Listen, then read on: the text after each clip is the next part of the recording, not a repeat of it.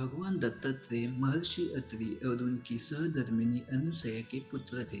इनके पिता महर्षि अत्रि सप्त ऋषियों में से एक है और माता अनुसया को सतीत्व के प्रतिमान के रूप में माना जाता है। एक बार की बात है, माँ अनुसया त्रिदेव ब्रह्मा विष्णु महेश जैसे पुत्र की प्राप्ति के लिए कड़े तप में लीन हो गई, जिससे तीनों देवों की अर्धांगिनियां सरस्वती, लक्ष्मी और पार्वती को जलन होने लगी।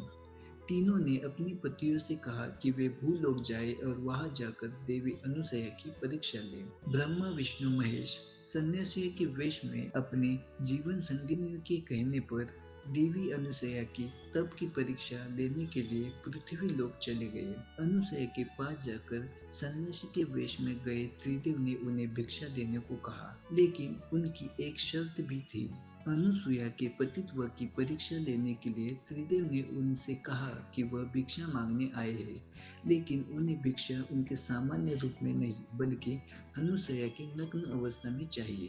त्रिदेव की ये बात सुनकर अनुसुईया पहले तो हड़बड़ा गई, लेकिन फिर थोड़ा संभल कर उन्होंने मंत्र का जाप कर अभिमंत्रित जल उन तीनों सन्यासियों पर डाला। पानी की छींटे पड़ते ही ब्रह्मा विष्णु महेश तीनों ही शिशु रूप में बदल गए।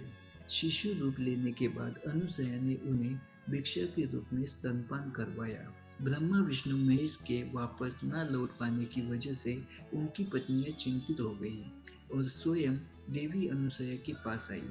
सरस्वती, लक्ष्मी और पार्वती ने उनसे आग्रह किया कि वे उन्हें उनके पति सौंप दें।